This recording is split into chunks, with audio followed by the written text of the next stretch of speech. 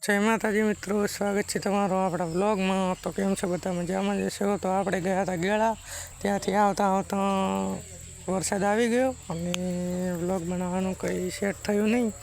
તો નરેશજી પણ આવ્યા હતા ખાણોદરથી, તો એમને મૂકવા જવાનું હતું, પણ પછી પોતાને જ ગાડી સોંપી દીધી અને પોતે ગયા ઘરે ગાડી લઈને।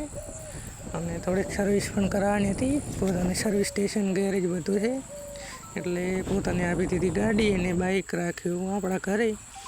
તો પછી વિડીયોઝ અને રીલ્સ બનાવી દીધી આપણે, ને તમે કોમેન્ટ કરજો કેવું મોડિફાઈ કરેલું છે।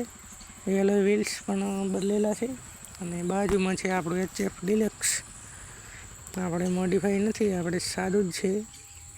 અને પછી થોડોક કોરાઠો કાઢ્યો એટલે આપણે પૂળા થોડાક પડ્યા હતા, નાળો હતો એ હમો કરવાનો હતો તબેલામાં, તો એ કાઢીને પછી આપણે આળો લીધો એટલે ત્યાં એક સાપનું બચ્ચું નીકળ્યું। તો સાપના બચ્ચાને મૂકી દીધું આળામાં બીજા, એટલે ત્યાં નખાય નહીં એટલે નાખી દીધું આળામાં સેફ જગ્યાએ।